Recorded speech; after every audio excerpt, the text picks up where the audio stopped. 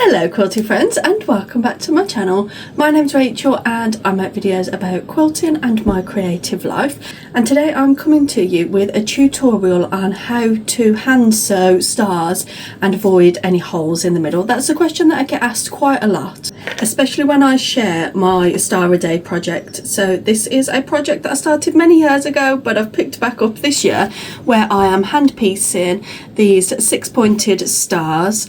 I usually share them over on my Instagram stories.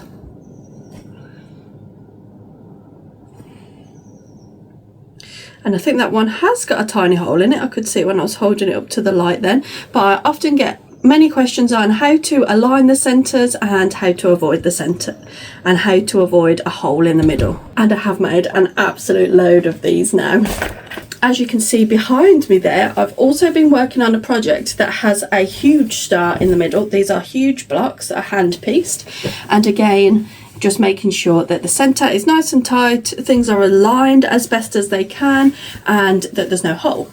This method also applies for any type of hand sewing where you've got a lot of intersections coming together. So if you look here, we've got just as many pieces coming together, and you apply the same principle when you get to anything like that. So in today's video I'll be sharing with you how to do it when you're hand piecing, but also how to do it when you're EPP. So I've prepared myself some shapes. Let's start with the hand piecing first, because that is where I get asked most from the star a day, and then after that I'll share with you how I do it when I do EPP. Now, I always find that you get more accurate results when you're doing a star when you sew it into two sections. So I'll do that first. But when you're joining it as part of a block, you don't usually have the option to do it in two halves. And there is no two halves here that you could do it across there, couldn't you? So I usually only apply the rule of doing it in two halves when you're making a star itself.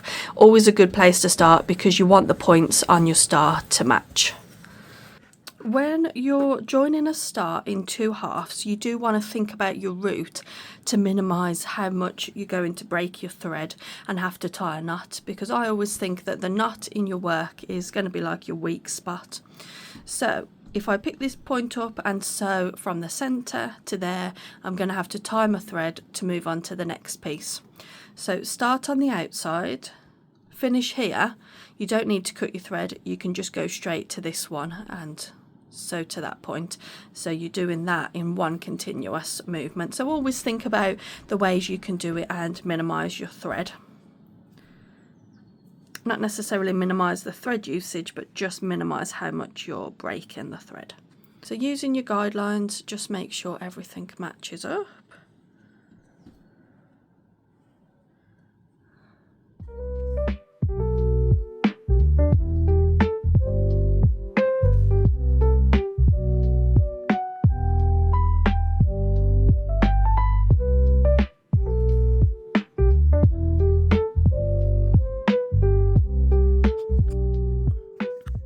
When you get to any intersection, always do just a back stitch or a little bit of a locking stitch, just to give yourself some security.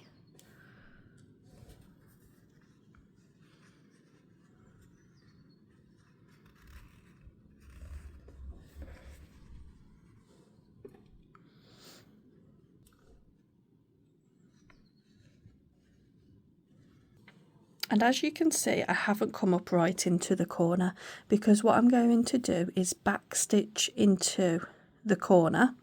That will make this intersection of 3 really nice and tight.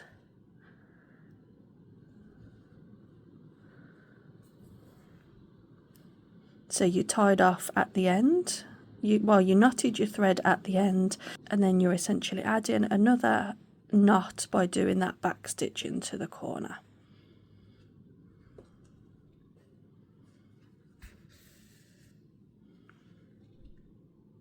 So once you've sewn your two halves, you want to make sure that your seams are going in the same direction. So this half I've pressed going anti-clockwise, and this one I've done going clockwise. So I need to just adjust those, because otherwise when it gets to the centre it'll be a bit of a mess. So just fold this one over the correct way, and then I'm just going to use a seam roller just to give it a press over. And then the same with this half.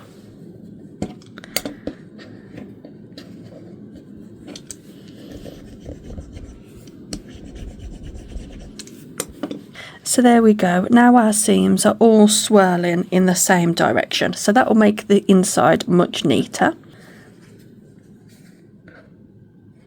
So like we would any piece, you're just going to put them right sides together and match the furthest point. So with your pin going straight through. Now the centre one is very important.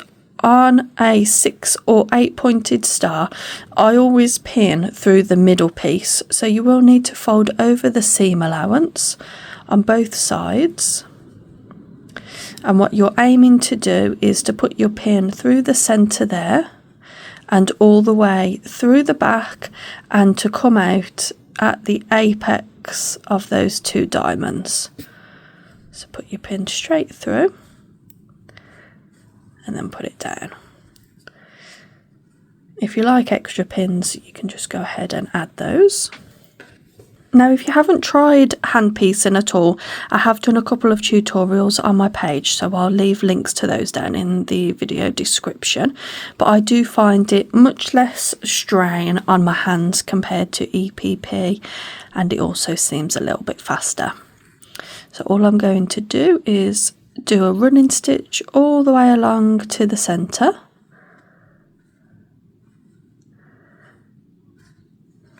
I usually load about 6 stitches onto my needle and then take a back stitch.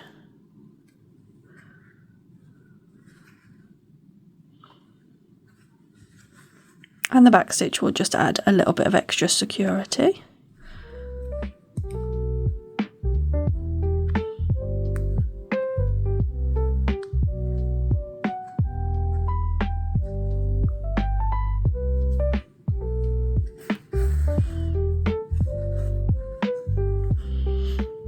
Now, as you're approaching the centre, you do need to fold the seam allowances out of the way, because unlike when you're stitching on a machine, with hand piecing you don't stitch through the seam allowance. So I usually get fairly close. I'm not right there at the moment, but in order to see that corner, I need to remove the pin, because the pin's just adding that tiny little bit of bulk. So it's okay to remove the pin here, it's not going to slip very much, but it does allow you to fold out and now go straight into the corner. And then when you come out of this side, you want to make sure that you're also coming out right on the corner. So that is this first half stitched. I then come back through. To the first piece. Essentially that's doing a little bit of a back stitch, so creating a little bit of a lock there. Now, to create your tight intersection on a star or any type of piece where maybe more than 3 pieces are coming together, you want to actually go through each piece of fabric, and that will pull everything nice and tight. So again, just sticking with the very corner of your drawn line. And now pass the needle all the way through to the middle piece, again coming out in the very middle. But what you don't want to do, and you'll be able to feel it on your needle, you don't want to stitch into the fold of the seam allowance, because then you'll have a visible stitch on the front. So just make sure you're not stitching through any of the folds or the seam allowances. Come straight through the centre again and pass through exactly where your pin was. Can you see there? I am just very slightly into the crease of the seam allowance. So I'll just adjust and pull it through. And then again, don't overly pull it tight, because you might pull some of your stitches tight, but just pull it tight enough. And again, now we go in straight into this corner on the back. There we go.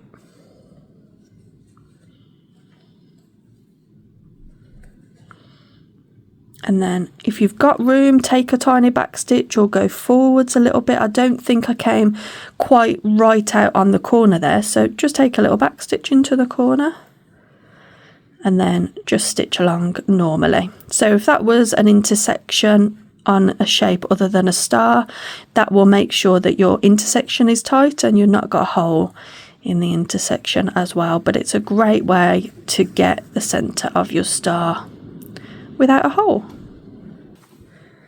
And then we can open the star out and we'll have a look. There you go. We've got a nice little tight intersection there. I have just stretched it a little bit, which is why you can see the stitches. But of course there I've used white thread so that you could see it a little bit more. You could opt for something that's a little bit more colour matching. So now you need to put your seams back because you manipulated them a bit, so just twist them all so that they're in the right direction. And then all this here in the middle, it's obviously quite dimensional, so just make sure everything is twirled in the right direction and just put your finger straight in the middle and that will open it. Run over it with a seam roller.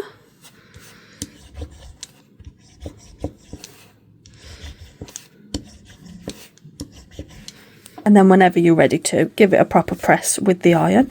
But that, look at that, you're going to avoid any holes in the middle. Your intersections will come together very nicely. So I hope that one made sense. Let me now show you the English paper piecing version. Again, you do need to work in 2 halves. Any multiple of stars, whether it's 6 or an 8-pointed star, always try and work in 2 halves. And again, you need to, when you're basting your shapes, I have got a video on basting diamonds for English paper piecing. Again, link will be down in the description, but you need to make sure that all of the tails are going in the same direction so that when you put these together, again, you've got that really nice swirl of ends in the middle and one isn't fighting and trying to go the other way. It'll just help everything lay really nice and flat. Now, when you're joining these in the 2 halves, sometimes you might find that they might not match 100% here on this edge. When you're picking them up to join them together, match them at this end where the star is going to intersect, because sometimes there is some inconsistencies. You might have a thicker fabric, you might not have cut your pieces 100% accurate, so allow the inconsistency to be here rather than in the center of the star, because then it'll be more difficult to match the center of the star. You know, whether you're going to applique this or join another shape, it will be easier to disguise there. With this one, I am going to use colour matching thread. I do find it a lot easier to conceal your stitches with EPP when you've thread basted them, because it's just a little bit looser and easier to stitch into the edge of the fabric. And again, before you start sewing, you want to match your centre points. Again, don't always worry about this far edge. What you want to focus on is this centre. So just have a look, fold back your seams. Do they look even? Yep, they look fine. And now, and whatever method you prefer for holding your pieces, engage that option now. I like a Sew Tight magnet, so these just magnetically hold the pieces and will help you reduce hand strain. If you want to put clips on them, you absolutely can, but when you're joining a long intersection like this, don't hold it with your hands, because you won't be able to focus on holding this intersection accurately as well as just holding the pieces together. So this is like a little helping hand, if you will. If you want to try out Sew Tight, I have an affiliate link in the video description where you can get a discount. It's automatically applied if you shop through my link. It is sometimes a little bit awkward to hold, but again, we're just going to stitch until we get into the middle.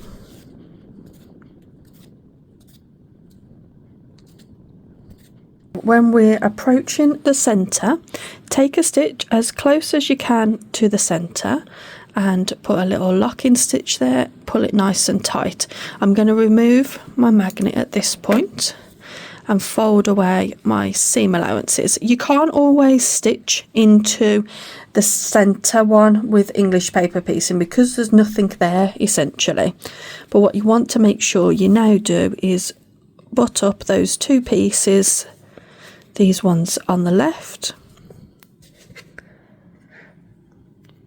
and take a stitch as close as you can to the centre and put a locking stitch. And then I go from this side, so the piece on the right to the left, and that's going to pull those diagonally across nicely. Come across to this one, and you can do the same thing going across here. Oh, I've got my basting threads in the way. I fear that if I do that, that stitch will become visible on the front. I'm quite happy with how tight it has pulled just with the one diagonal stitch. If you can't see the pieces there, if you can't see the intersection, it's probably tight enough.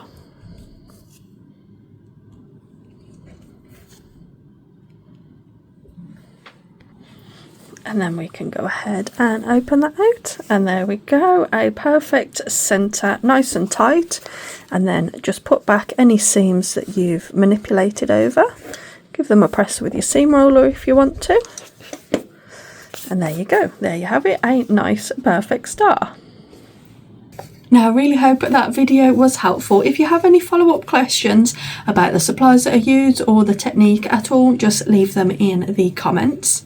And like I say, there will be links to everything that I've mentioned, past tutorials, all in the video description, so do check those out as well. So until I see you next week, where I'll be giving you a more in-depth look at this huge project that I'm making, you take care and happy stitching. Bye!